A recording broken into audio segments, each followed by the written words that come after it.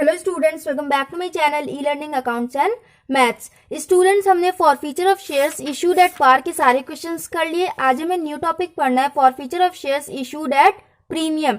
आई hope सारे बच्चों को forfeiture of shares issued at par वाले क्वेश्चन समझ में आए होंगे। स्टूडेंट्स, उस टॉपिक में हम फॉरफीचर की क्या एंट्री बनाते थे, सारे बच्चों को आता होगा। तो क्या एंट्री बनाते थे, आप लोग को याद होगा ना। फॉरफीचर, जब किसी भी शेयर्स को फॉरफीट किया जाता है तो उसकी एंट्री क्या होती है, share capital account debit to unpaid calls to share forfeiture.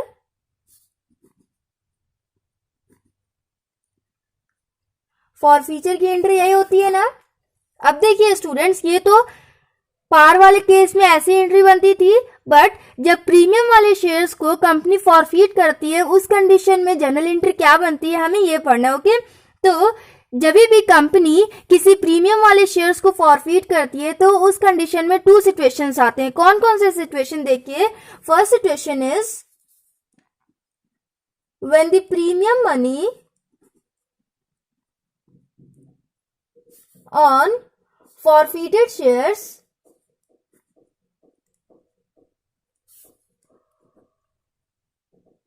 is not received।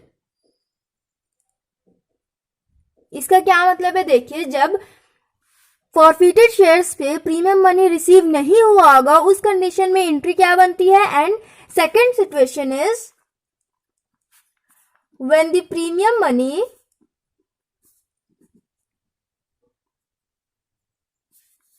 on forfeited shares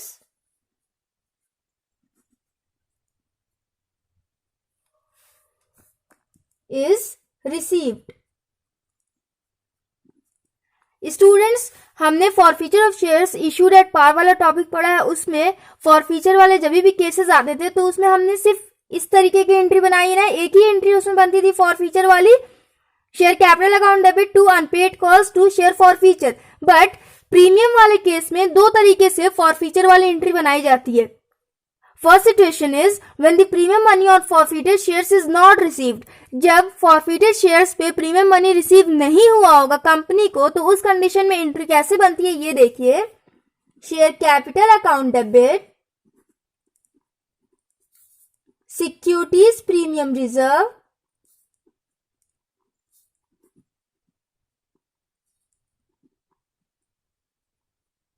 to unpaid calls to share forfeiture.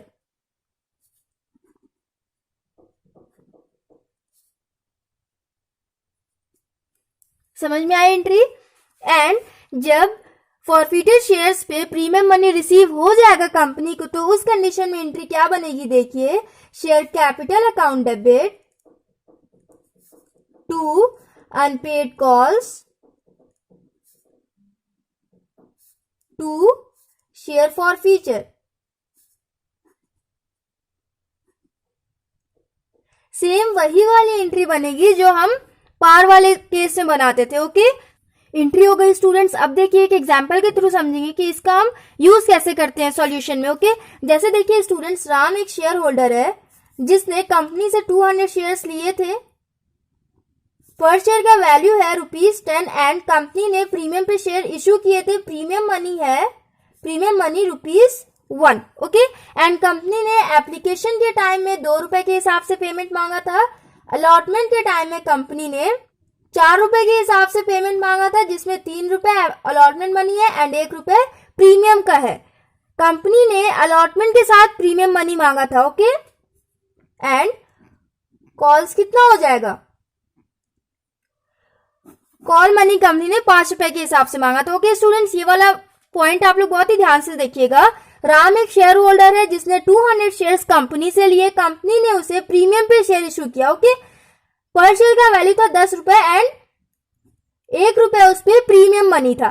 तो राम ने सिर्फ एप्लीकेशन मनी पे किया, इसने allotment money and call money का पेमेंट नहीं किया, तो कंपनी ने इसके शेयर्स को फॉरफीट कर दिया। कंपनी ने इसके 200 शेयर्स को फॉरफीट कर दिया, तो ये फॉरफीटेड शेयर कहलाएगा ना। तो फर्स्ट सिचुएशन देखिए, when the premium on forfeited shares is not received, जब फॉरफीटेड शेयर्स पे प्रीमियम मनी रिसीव नहीं होगा उस कंडीशन में एंट्री ये बनेगी।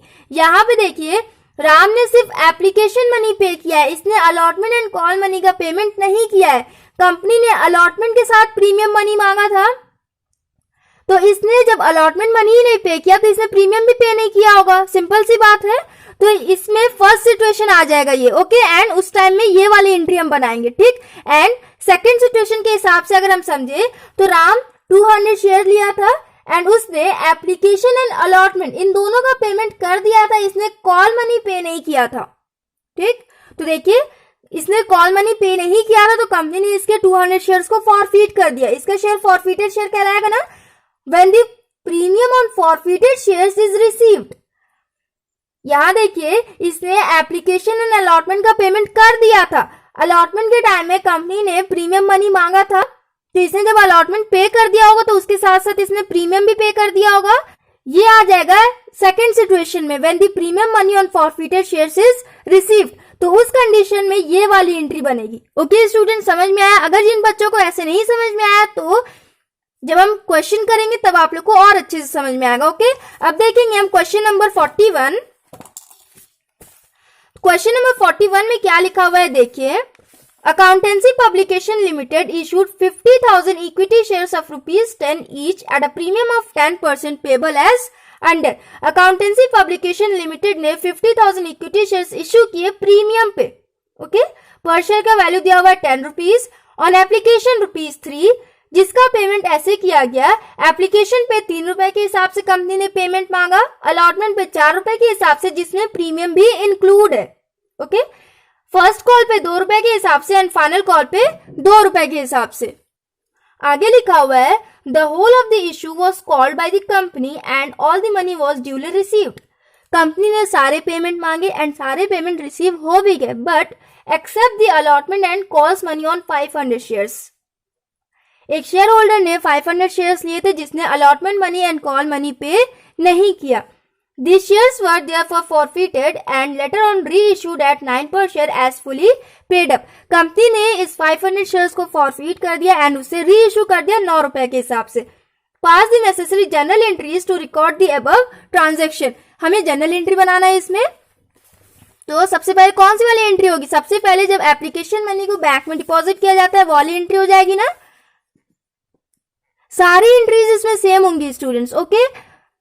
सिर्फ फॉरफीचर वाले टाइम में हमें थोड़ा सा समझना होगा। जब फॉरफीचर वाली एंट्री हम करेंगे तो आप लोग को समझाएंगे, जैसे अभी मैंने एग्जांपल के थ्रू करवाया ना, आप लोग को सेम वैसे ही करना है। पहले हम कौन सी वाली एंट्री करेंगे? Bank account debit to equity share application. Amount कितना हो जाएगा? 50,000 शेयर्स इश्यू किए गए एंड एप्लीकेशन पे कंपनी ने ₹3 के हिसाब से पेमेंट मांगा था, तो ये हो जाएगा 50,000 इंटू 3, 1,50,000 एंड 1,50,000। ये हो गया। नरेशन हो जाएगा एप्लीकेशन मनी रिसीव्ड। इसके बाद एप्लीकेशन मनी को शेयर कैपिटल अकाउंट में ट्रांसफर किया जाएगा, वॉली एंट्री हो जाएगी equity share application account debit to equity share capital account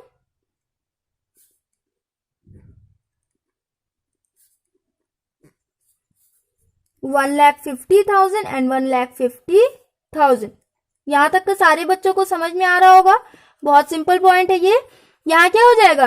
application money transfer to share capital account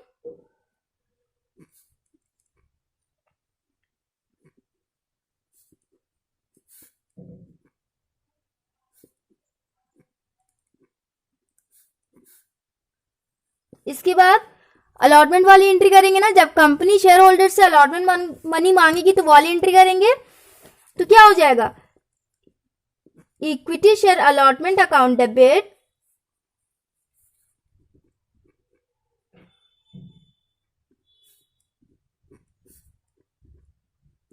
to equity share capital account,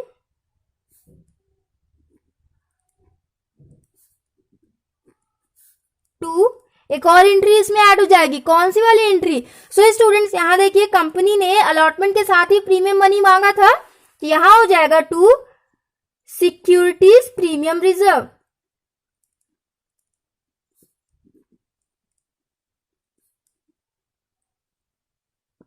okay, entry हो गई। अब अमाउंट कितना लिखेंगे? तो टोटल कंपनी ने अलॉटमेंट के टाइम में कितना पेमेंट मांगा था? 4 रुपए के हिसाब से टोटल पेमेंट मांगा था, तो 4 5 से कितना हो जाता है? 50,000 इंटू 4, ये हो जाएगा 2 लाख। एंड टोटल 4 रुपए अलॉटमेंट का है एंड जिसमें 1 रुपए प्रीमियम का है, तो 4 माइनस 1 कितना हो जाएगा? 3। मतलब शेयर कैपिटल में कितना लिखेंगे? 50,000 इंटू 3 हो जाएगा 1,50,000। शेयर कैपिटल में हम कितना लिखते हैं? Number of shares issued into allotment money. Okay, premium को एक्सक्लूड करके लिखते हैं ना, सारे बच्चों को मालूम होगा। सिक्योरिटीज प्रीमियम रिजर्व में कितना लिखेंगे? 50,000 इंटू 1, ये हो जाएगा 50,000। यहां तक का हो गया। नेक्स्ट एंट्री नरेशन हो जाएगा allotment money along with premium money due. Okay, and जब अलॉटमेंट मनी बैंक में डिपॉजिट किया जाएगा, वाली एंट्री हो जाएगी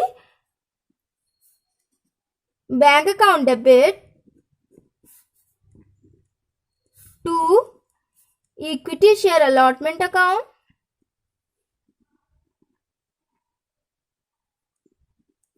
अब देखिए स्टूडेंट्स, यहां पे हम अमाउंट कितना लिखेंगे, तो बहुत ही आप लोग ध्यान से देखिएगा। ओके, यहां पे लिखा हुआ है एक शेयर होल्डर ने 500 शेयर्स लिए थे जिसने अलॉटमेंट एंड कॉल मनी का पेमेंट नहीं किया है। तो इधर देखिए टोटल कंपनी ने 50,000 शेयर्स के पेमेंट मांगे थे जिसमें से 500 शेयर्स के पेमेंट नहीं हुए, तो कितने शेयर्स के पेमेंट हुए होंगे? 49,500 शेयर्स के पेमेंट हुए होंगे अलॉटमेंट के टाइम में। तो 49,500 इंटू अलॉटमेंट मनी,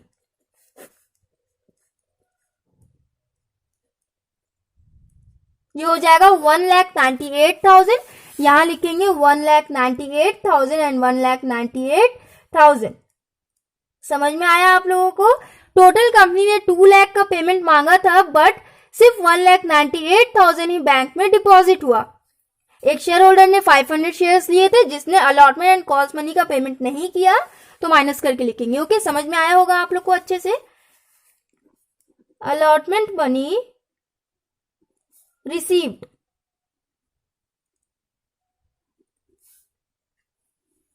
इसके बाद नेक्स्ट एंट्री जब कंपनी कॉल मनी मांगेगी शेयर होल्डर से, वाली एंट्री करेंगे, तो क्या हो जाएगी वाली entry? Equity share first call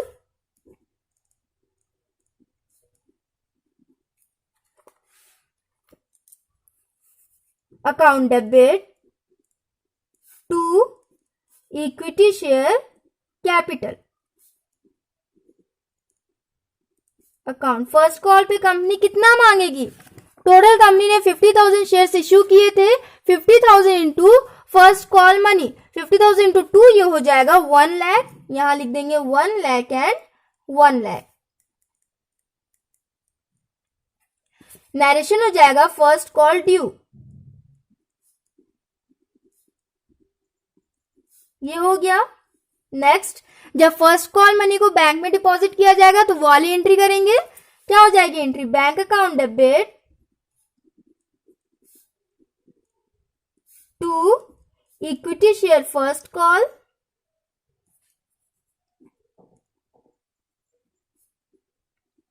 amount कितना हो जाएगा, तो बहुत ही ध्यान से देखिएगा। कंपनी ने टोटल 50,000 शेयर्स के पेमेंट मांगे थे जिसमें से 500 शेयर्स के पेमेंट नहीं गए।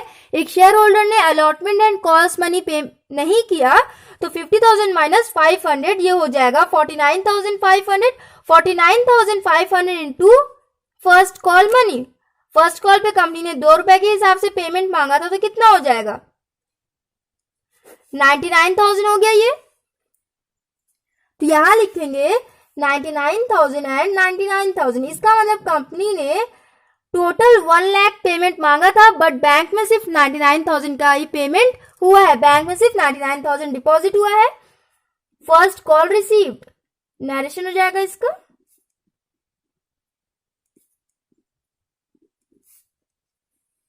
इसके बाद फाइनल कॉल वाली एंट्री करेंगे। जब कंपनी फाइनल कॉल का पेमेंट मांगेगी तो वो वाली एंट्री करेंगे। Equity share final call account debit to equity share capital account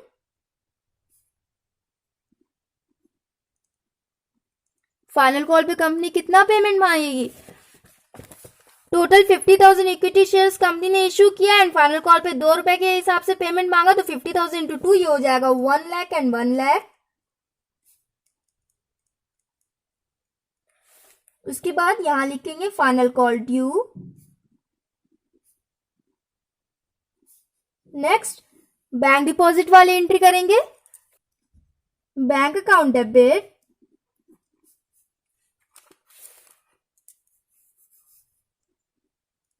to equity share final call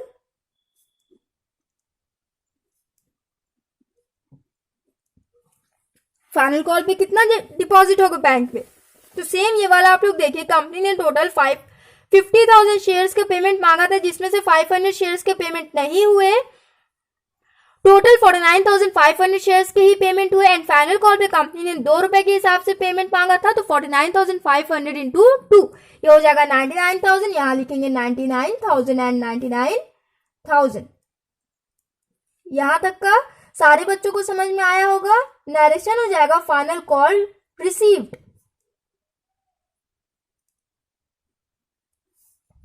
सारे कॉल्स की एंट्री हमने कर ली। उसके बाद देखिए हम आगे की एंट्री करेंगे।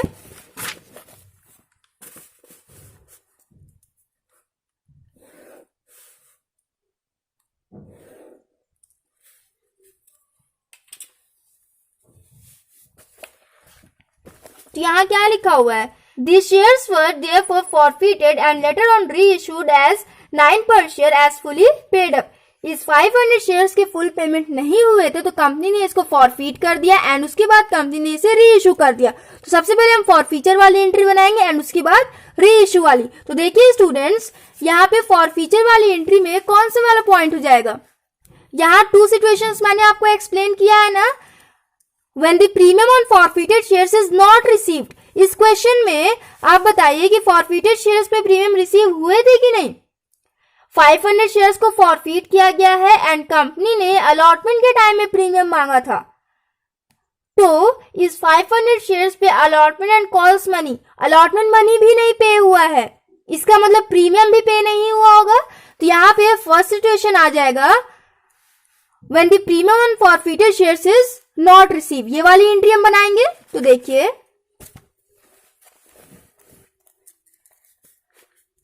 एंट्री हो जाएगी share capital account debit securities premium reserve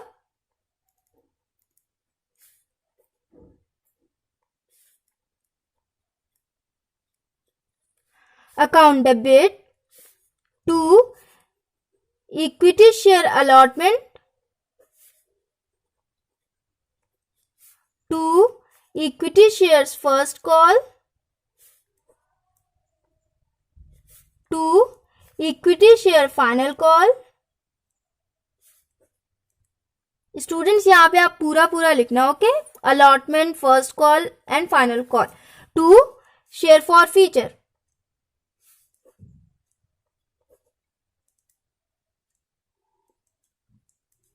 entry समझ में आई होगी आप लोगों को। एंट्री मैंने अभी एक्सप्लेन किया था आपको। अब देखिए अमाउंट कैसे लिखेंगे। तो टोटल कंपनी ने 500 शेयर्स को फॉरफीट किए हैं एंड कंपनी ने टोटल 10 रुपए के हिसाब से पेमेंट मांगा था। फेस वैल्यू 10 रुपए था ना, तो कितना लिखेंगे? Number of shares forfeited into called up value, तो 500 इंटू 10 ये हो जाएगा 5000 एंड सिक्योरिटीज प्रीमियम रिजर्व में कितना लिखेंगे? 500 इंटू 1, 500 इंटू प्रीमियम मनी हो जाएगा तो 500 इंटू 1 ही हो जाएगा 500। सिक्योरिटी प्रीमियम रिजर्व में हो जाएगा 500। यहाँ पे देखिए स्टूडेंट्स, जब share holders premium money pay नहीं करते हैं तो फॉरफीचर वाले टाइम में फॉरफीचर की एंट्री में कंपनी सिक्योरिटी प्रीमियम रिजर्व को डेबिट साइड लिख के शो करती है कि शेयर होल्डर से हमने प्रीमियम मनी मांगा था एंड उन्होंने प्रीमियम मनी भी पे नहीं किया है, इसलिए इसकी भी एंट्री हम डेबिट साइड में करते हैं। ओके, अब देखिए अलॉटमेंट में हम कितना लिखेंगे, तो टोटल लिखेंगे। टोटल अलॉटमेंट में कंपनी ने 4 रुपए के हिसाब से पेमेंट मांगा था तो टोटल 4 रुपए के हिसाब से हम यहाँ पे लिखेंगे। अगर बच्चे सोच रहे होंगे कि इसमें प्रीमियम एक्सक्लूड करके लिखना है तो नहीं स्टूडेंट्स, यहाँ पे हम टोटल लिखेंगे। टोटल कंपनी ने 4 रुपए के हिसाब से पेमेंट मांगा था अलॉटमेंट के टाइम में, तो टोटल 4 इंटू 500 शेयर्स को फॉरफीट किया गया है। तो 500 शेयर्स पे अलॉटमेंट मनी कितना बन रहा था, 500 इंटू 4, ये हो जाएगा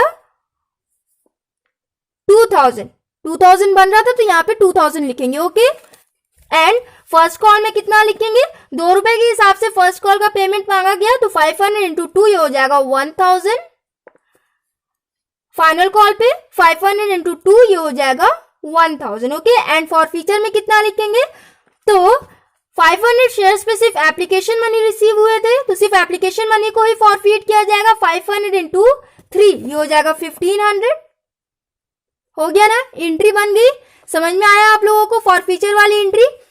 स्टूडेंट्स, जब फॉरफीटेड शेयर्स पे प्रीमियम मनी रिसीव नहीं होता है तो डेबिट साइड में सिक्योरिटीज प्रीमियम रिजर्व लिखा जाता है। ओके, कंपनी डेबिट साइड में सिक्योरिटीज प्रीमियम रिजर्व शो करती है। इससे ये पता चलता है कि शेयर होल्डर से प्रीमियम मनी मांगा गया था एंड उसने प्रीमियम मनी भी पे नहीं किया है। ओके, ये हो गई एंट्री। इसके बाद रीइश्यू वाली एंट्री करेंगे हम।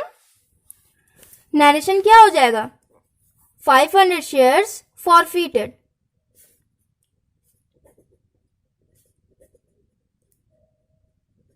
इसके बाद रीइश्यू वाली एंट्री करेंगे, तो रीइश्यू वाली एंट्री सेम वैसी ही बनेगी जैसे हम पार वाले केस में बनाते थे। Okay, bank account debit, discount पे रीइश्यू किया गया है तो यहां हो जाएगा शेयर फॉरफीचर अकाउंट डेबिट,